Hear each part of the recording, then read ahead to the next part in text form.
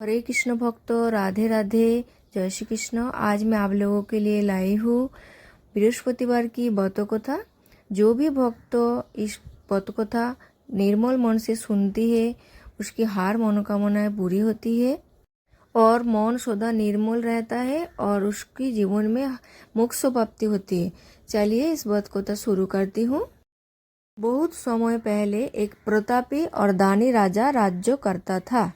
वो नित्य गरीबों और ब्राह्मणों की सहायता करता था। ये बात उसकी रानी को अच्छी नहीं लगती थी। वो ना ही गरीबों को दान देती, ना ही भगवान का पूजन करती थी और राजा को भी दान देने से मना किया करती थी। एक दिन राजा शिकार खेलने वन को गए हुए थे, तो रानी महल में अकेली थी। उसी समय बृहस्पति देव साधु वेश में राजा के महल में भिक्षा के लिए गए और भिक्षा मांगी। रानी ने भिक्षा देने से इनकार किया और कहा, हे साधु महाराज, मैं तो दान पुण्य से तंग आ गई हूँ। मेरा पति सारा धन लुटाते रहती है। मेरी इच्छा है कि हमारा धन नष्ट हो जाए, फिर ना रहेगा, बस ना बजेगी बांसुरी। साधु ने कहा, देवी तुम तो बड़ी विचित्र हो। धन संतान तो सभी रहा है, पुत्र और लक्ष्मी तो पानी के घर भी होने चाहिए। यदि तुम्हारे पास अधिक धन हो तो तुम भूखों को भोजन दो, प्यासे के लिए पेय बनवाओ, मुसाफिरों के लिए धर्मशालाओं खुलवाओ। जो निधन अपनी कुंवारी कन्याओं का विवाह नहीं कर सकती, उनका विवाह करा दो। ऐसे और कई काम हैं जिनके करने से तुम्हारा ये लोक परलोक में फैलेगा। परंतु रानी पर उपदेश का कोई प्रभाव ना पड़ा। वो बोली, महाराज आप मुझे कुछ ना समझाए। मैं पैसे धन नहीं चाहता हूँ जो हर जगह बढ़ती फिरूं। साधु ने उत्तर दिया, जो यदि तुम्हारी ऐसी इच्छा हो तो तथास्तु। तुम ऐसा करना कि बृहस्पतिवार को घर लिपकर पीली मिट्टी से अपना सिर धोकर स्नान करना, भौरीच ढाकर कपड़े धोना। ऐसा करने से आपका सारा धन नष्ट हो जाएगा। इतना कहकर वो साधु महाराज वहाँ से आलोप हो गए। साधु के अनुसार कई बातों के पूरा करते हुए रानी के केवल 3 बृहस्पतिवार ही बीते थे कि उसकी समस्त धन संपत्ति नष्ट हो गई। भोजन के लिए राजा का परिवार बरसने लगा। तब एक दिन राजा ने रानी से बोला कि हे रानी, तुम यही रहो, मैं दूसरे देश को जाता हूँ, क्योंकि यहाँ पर सभी लोग मुझे जानते हैं, इसलिए मैं कोई छोटा काम नहीं कर सकता। ऐसा कहकर राजा परदेश में चला गया। वहाँ वो जंगल से लकड़ी काटकर लाता और शहर में बेचता था। इस तरह वो अपना जीवन व्यतीत करने लगा। इधर राजा के परदेश जाते ही रानी और दासी दुखी रहने लगे। एक बार जब रानी और उसकी दासी को 7 दिन तक बिना भोजन के रहना पड़ा, तो रानी ने अपनी दासी से कहा, हे दासी, पास ही के नगर में मेरी बहन रहती है, वो बड़ी धनवान है, तू उसके पास जा और कुछ ले आ, ताकि थोड़ी बहुत गुजर बसर हो जाए। दासी रानी के बहन के पास गई। उस दिन गुरुवार था और रानी की बहन उस समय बृहस्पतिवार व्रत की कथा सुन रही थी। दासी ने रानी की बहन को अपनी रानी का संदेश दिया, लेकिन रानी की बड़ी बहन ने कोई उत्तर नहीं दिया। जब दासी को रानी की बहन से कोई उत्तर नहीं मिला तो वो बहुत दुखी हुई और उसे क्रोध भी आया। दासी ने वापस आकर रानी को सारी बात बता दी। सुनकर रानी ने अपने भाग्य को कोसा।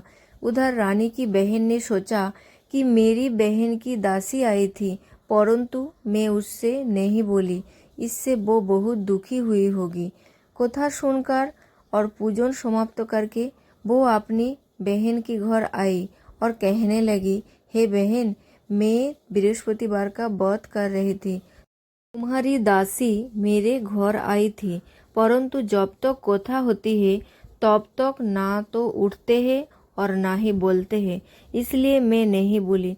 कहो दासी, क्यों गए थे?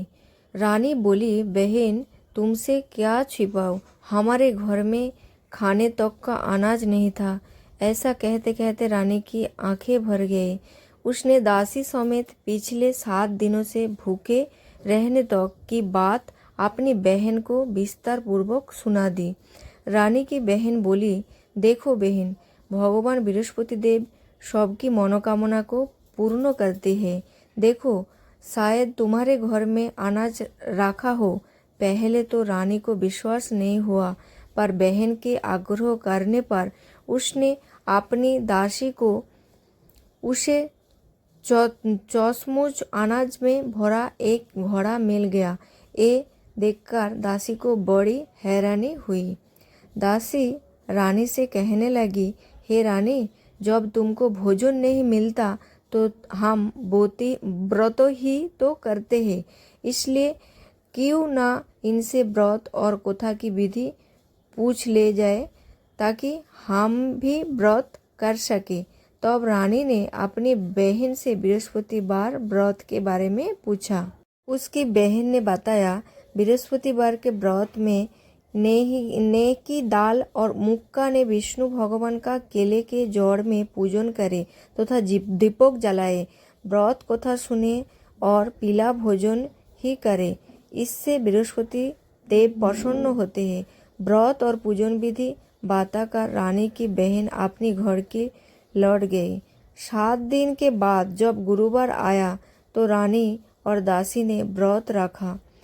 घुड़साल में जाकराज ना और गुड़ लेकर आए, फिर उससे केले की जड़ तथा विष्णु भगवान का पूजन किया।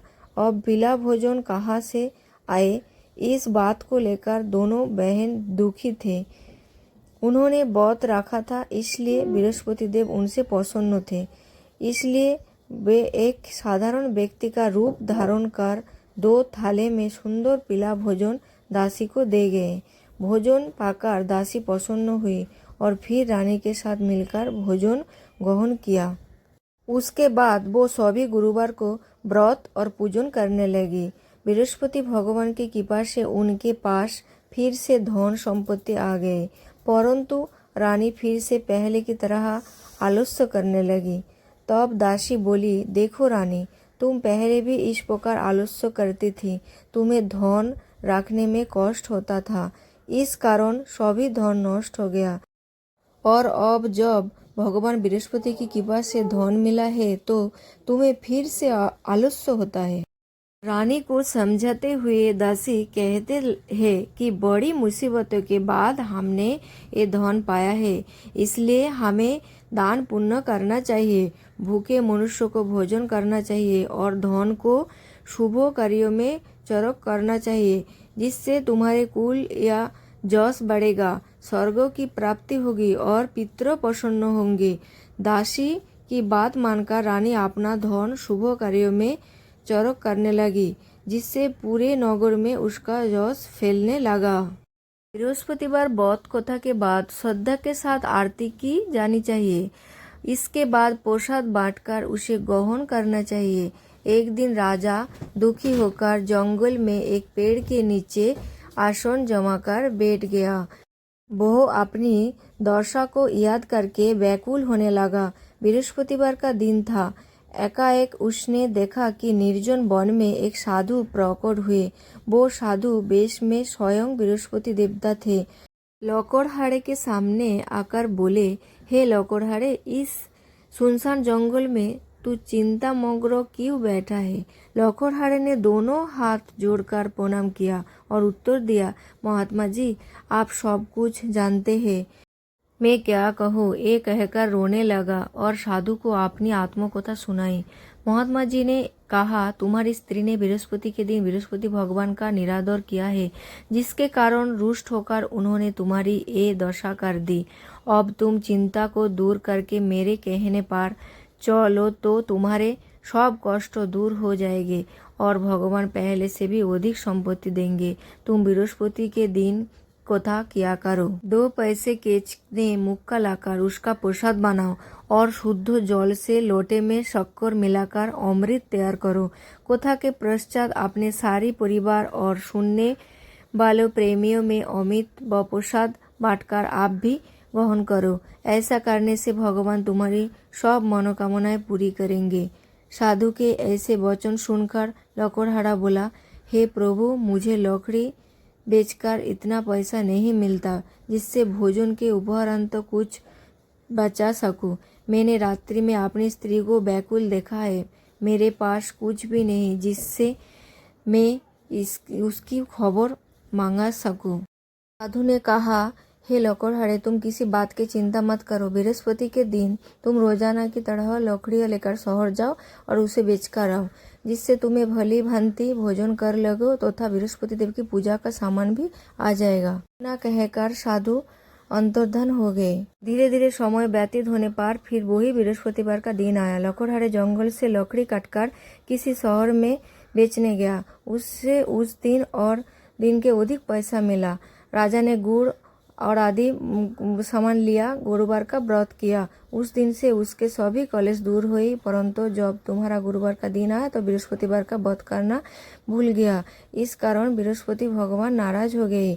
उस दिन उस नगर में राजा ने विशाल यज्ञ आयोजन किया तथा शहर में एक घोषणा करा दी कि कोई भी मनुष्य अपने घर में भोजन न बनावे। को कहने से राज्य का हर समस्त लोग राजा के पास भोजन करने आई। इसके बाद राजा रानी हर बृहस्पतिवार की व्रत करने लगी। इस व्रत के प्रभाव से उसके माँ बाप बहुत ही धनवान और पुत्रवान हो गए और बृहस्पति जी की प्रभाव से इस लोक के सुख भोग कर स्वर्ग की प्राप्ति हुई। आज की इस कथा आप लोगों को कैसी लगी कमेंट में जरूर बताइए। अगर वीडियो अच्छी लगी तो एक लाइक करके चैनल को सब्सक्राइब कर लेना। फिर से मिलेंगे ऐसे ही भक्ति वीडियो के साथ।